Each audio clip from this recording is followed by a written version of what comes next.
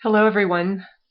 Welcome back to my Past Life Astrology series, and today we're going to talk about Ketu, or the South Node through the signs. And I'm going to mix and match it a little bit with Ketu joined planets and throw in some of the house cusps that I did in the last video in the Past Life Astrology intro, just because it makes it more interesting, and I give some examples of how that works. Okay, there's a couple of things I wanted to mention that I had forgotten to mention in the last video about the houses, when the nodes are in the houses, and that was that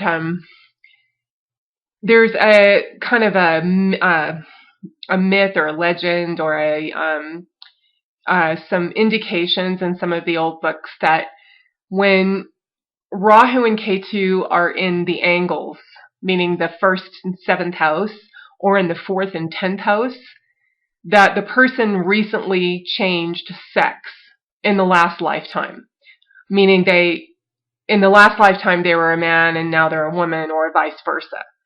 And especially in the 1st and 7th axis, because Ketu is, all of the planets have a sex or a gender, but Saturn and Mercury have no gender. They are neutrals, and Ketu is also a neutral.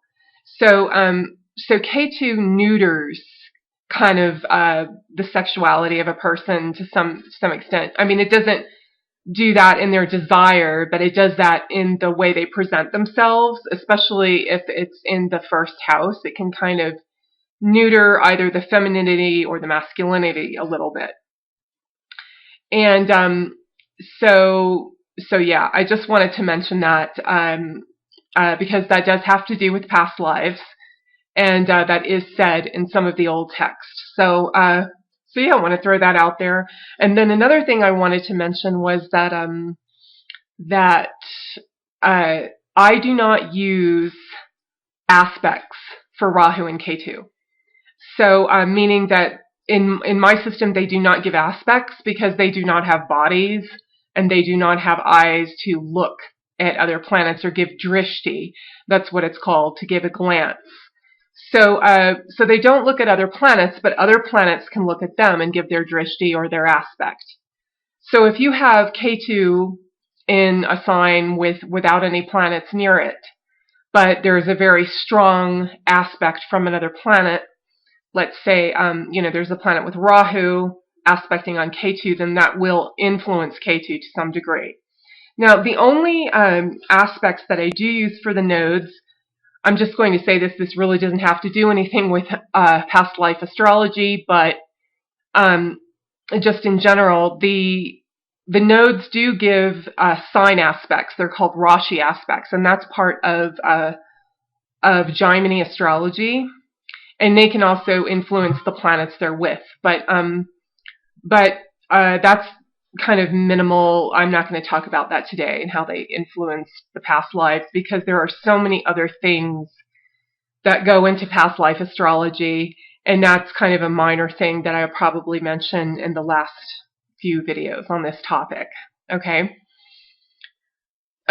so I'm going to start with the sun, and this is Ketu conjoined the sun, Ketu in Leo, and then I'll give some examples of how that works, with house cusps and things of that nature. So the sun is the king. He's government and politicians. He likes to build his kingdom. He has power, authority, and influence. Ketu with the sun can make somebody a leader, and depending on the house cusp, that kind of tells you what kind of leader they were. If they were a leader in religion, if they were a leader in wealth or business, if they were a leader in a military army, that would be some of the firehouses, 1, 5, and 9, or just a charismatic leader that people followed for whatever reason. That's also 1, 5, and 9. So, if you see like an exalted sun, if you have Ketu in Aries, an exalted sun is there, perhaps a leader in the military of some sort. If you see the sun and Ketu conjoined in a sign of Mercury in Gemini or Virgo, then a business leader, a very powerful business leader, or any other type of mercurial profession, which is a lawyer. Mercury gives quite a few professions, actually. And then if you see the sun conjoin Ketu in Leo, or even in Cancer, because Cancer is the sign of the moon, and the moon is the queen. The moon is the feminine leader. So that also makes a person very much a leader. And also, Cancer is a Brahmin sign. All of the water signs are Brahmins, so that can give kind of more of a religious bent, a spiritual bent to the person's leadership skills. Ketu in a sign of Mars, Ketu in Aries, Ketu in Scorpio, that's going to give a martial tint to their last profession or to their life. This is mainly, I'm concentrating mainly on the rulers of the signs. There's so many different aspects to the signs, but the rulers of the signs are very important and extremely important in how they express themselves in the world. There's also the element, and whether they're a Brahmin or a Sudra or which is a low caste person, or they're one of the priestly caste or the Kshatriya warrior caste. All those kinds of things go into the signs. What kind of if they're two-footed, if they're four-footed, or if they're many-footed. That's also plays into how a sign expresses itself. But for these purposes, I'm just concentrating mainly on what the ruler of the sign is. Okay, and you can also look at that. If Ketu is alone in a sign, the ruler of that sign is kind of like, it's not completely, but very much like if Ketu was conjoined that planet. It's going to express a lot of that planet that rules that sign that it's in. Okay. Now, if the sun is in conjoined Ketu and it's in a sign of Saturn, Saturn rules over Sudras, or people who are laborers and do the lower caste kind of jobs. And it's also people who are underlings. It's like the proletariat, slaves in the old days, or just those types of people. So if you see the sun there conjoined Ketu, then that could mean that the person was a leader of these types of people, like Spartacus. He led the revolt, the slave revolt in Rome, and then you had Lenin, who led the proletariat revolt in Russia. So you could see how that would play out in a past life scenario. Now, if you have Ketu conjoin the sun in Venetian signs, then you have a leader in somebody that is in a Venetian profession. And Venus rules over a lot of different professions as well. It rules over nursing and therapy, taking care of people, giving comfort. Gemini says it's 1,000 senses or 100 senses. So it's those types of jobs that take care of you and comfort you. And it's also has to do with the sexuality. So like a madame of a brothel, that would be a leader of a Venetian type of profession. Or an art dealer, a leader in that way. And also, Gemini says that Venus is the planet of prophecy. So a good psychic has to have a strong Venus. And if you have the sun conjoined in Venetian signs, it could be a leader of, the occult, or the high priestess, as they call it, in certain circles. So that's how that could play out. Now, a Ketu Sun conjunction in a sign of Jupiter, which is Sagittarius or Pisces, that would give someone who's a leader in religion, and who is probably wealthy, or or like the head monk or of the monastery, those kinds of things. Okay, the bishop, and so yeah, that's how that works. That's how you can get how you can kind of derive the theme of a person's life in that way. And I'm not going into, so there's so many psychological issues around the moon's nodes. They are the psychological issues of a person's life. And a lot of that is carried over from past lives. And I will eventually get into how those psychological issues surrounding the nodes play out in a person's life. I will talk about that.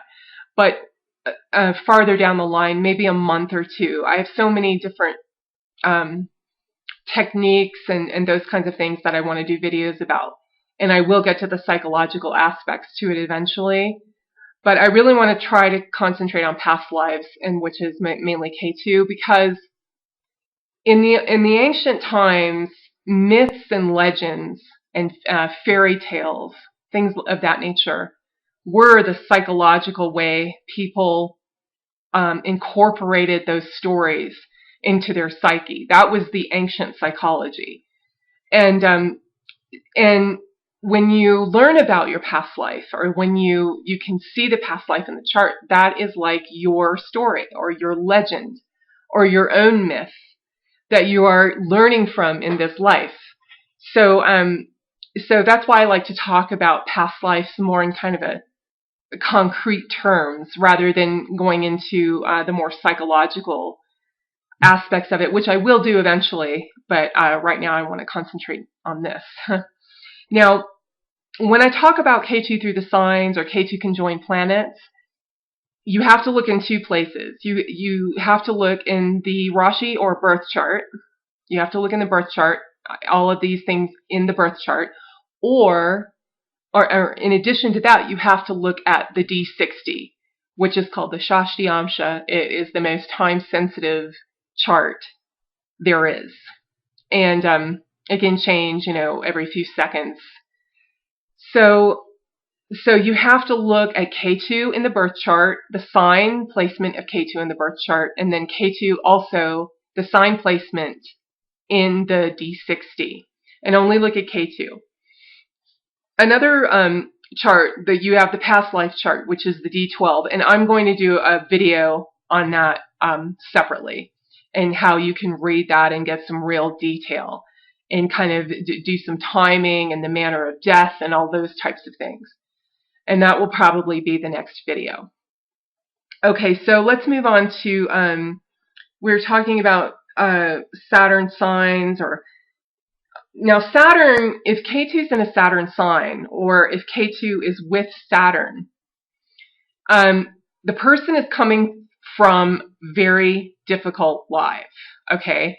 A life with a lot of struggle, even a struggle for survival in some cases. That Saturnian energy will color their past life.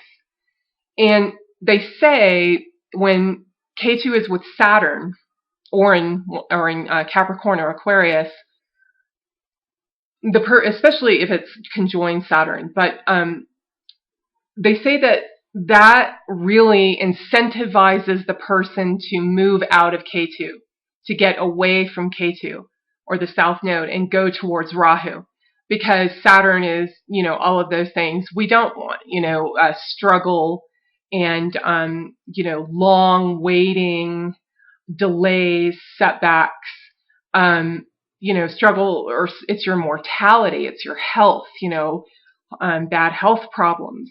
So when Ketu is with Saturn, the person has these residual memories of a Saturnian life, or somehow Saturn was very prominent in their past life, and that will, anything that Saturn represents. Now, what exactly that is depends on the house cusps. If it's conjoined in Artha or a wealth house cusp, meaning if it's in the 2nd, 6th, or 10th house, it had to do with poverty and having no power or influence. That's the 10th house. Poverty is the 2nd house. The sixth house is health, your health, and how wealthy you are in your vitality, in your robustness. Okay. If Saturn was conjoined Ketu and it's in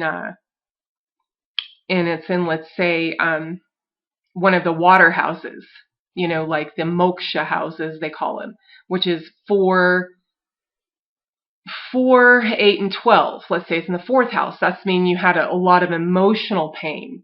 You might have lost your mother at a very young age in your last life.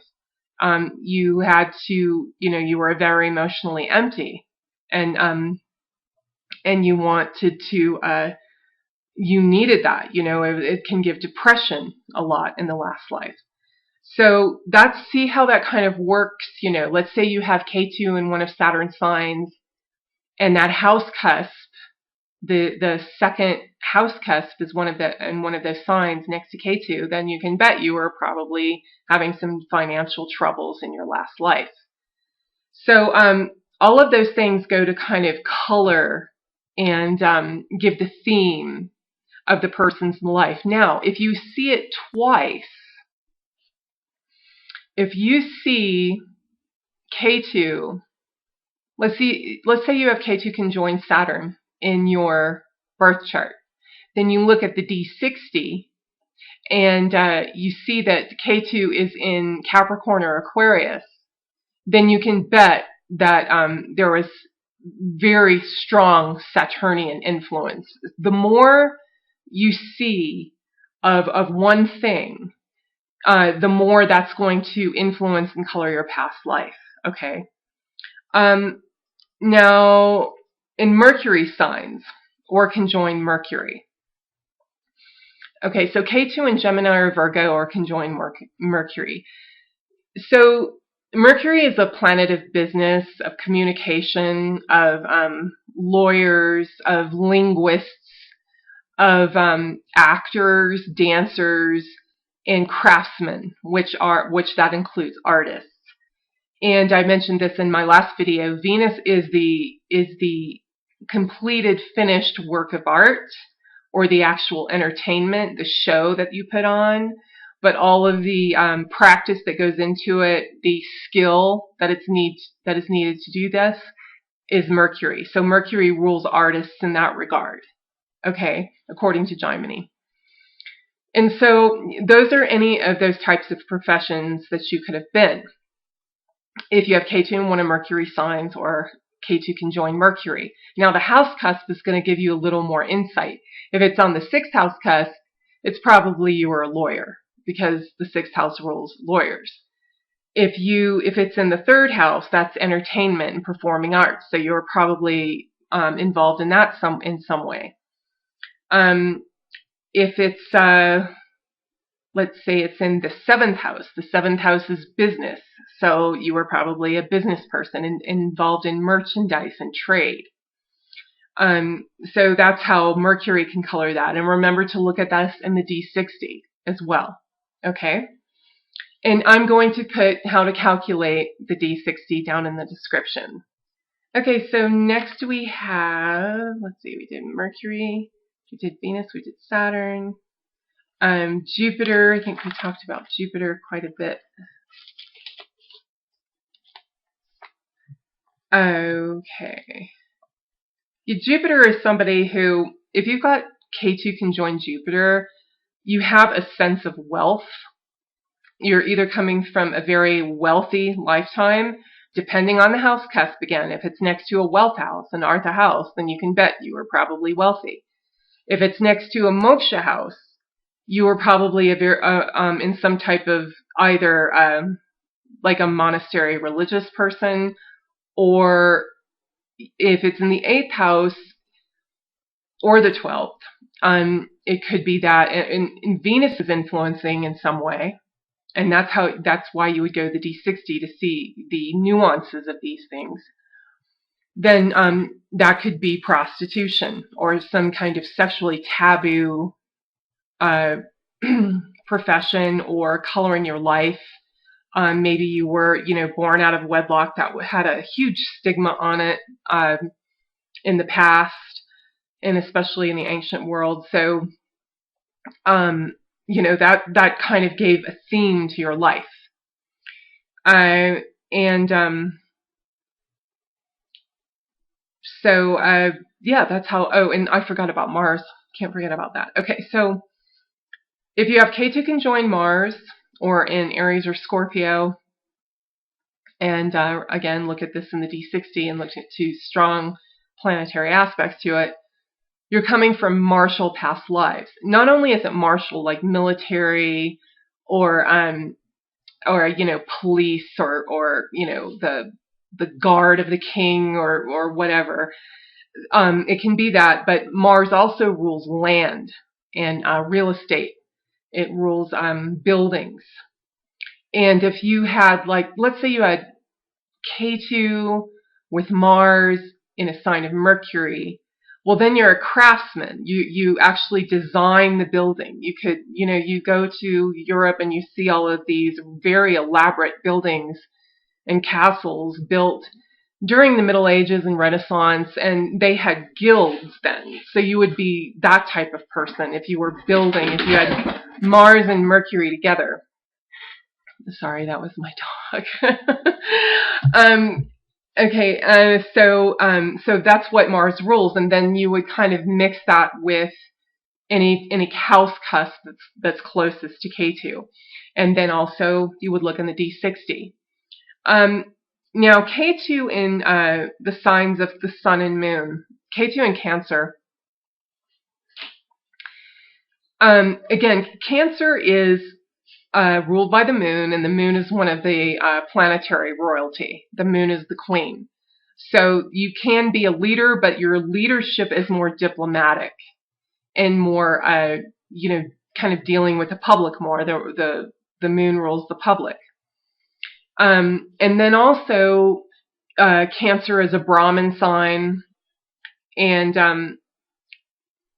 Cancer is a many-footed sign, and that makes Cancer very tenacious. So you're coming from a consistent past life, especially if it's with the Moon, where you did deal with the public to some extent. And probably women in general, because the Moon rules women in general, not your girlfriend or anything like that, but just women in general. And also somebody who was a leader, because the Moon is a leader along with the Sun. Not as much as the Sun, but it still is. And the same thing with Leo. When you have Ketu in Leo, or with the Sun, you're coming from a lifetime where you wanted to build a kingdom. And or you did build a kingdom around you. You had power and influence within this kingdom, and you did very well with it. So yeah, that is. I think that's all I wanted to say for today. Yes, it is. Okay, so the next video, I'm going to probably go into the past life chart, which is really interesting. And I will show you some major things that people want to know, like manner of death, and you know, kind of also adding to the profession. It's going to have to do with the Atmakarika, the Atmakarika's placement within the D12, and also there's a way you can time how long you lived, and you know, kind of when you died, and you do that with it's called the natural age dasha. I've forgotten the Sanskrit name right now. I'll say it when I make the video, but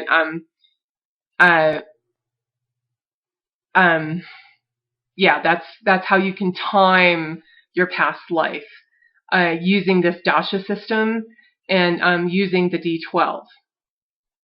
Now, I had also said that make sure you look in the D60 for everything I have taught in these last two videos. And like I said, I'll put the D60, how to calculate it, down in the description. Okay, so if you liked my video, please hit the like button and subscribe, and hit the bell button to get notifications every time I load up a video, because I will be this month, and for a while now, I'm going to be making videos a lot more frequently. So you'll want to make sure you have your subscription on. Okay? So thanks for watching, and till next time. Bye.